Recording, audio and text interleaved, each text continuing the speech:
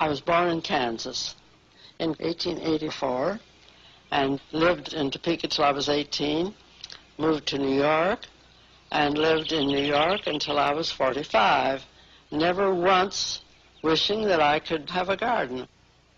Then my husband, we had been married just a few months, and he said, would you like to live in the country? And without even knowing that I would, I said, oh, yes. And he bought this place, and we hadn't been here more than 10 minutes that I wasn't out there looking at the lilac bush and the apple trees and so on.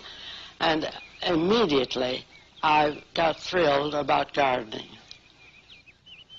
Knew nothing about it. Had a place twice too big, plowed up, and my brother and one or two other people told me what to do, and I did it for almost 15 years according to the way everybody else was doing it, with commercial fertilizer and poison spray and plowing.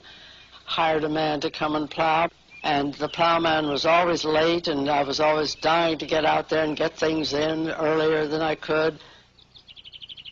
Now, this is how this happened, the way I garden now.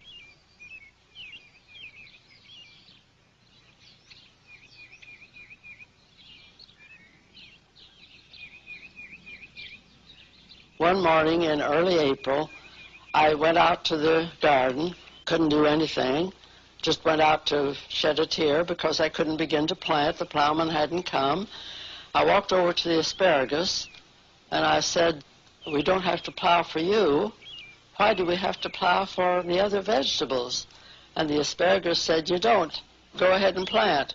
If the asparagus had said that to anybody with any sense, they wouldn't have paid any attention. They would have said, well, you're a perennial, because asparagus, like a tree or like a rose bush, just comes up every year. But anyway, since I wasn't very smart, I just ran and got my seeds and planted them, and that's been going on for 35 years.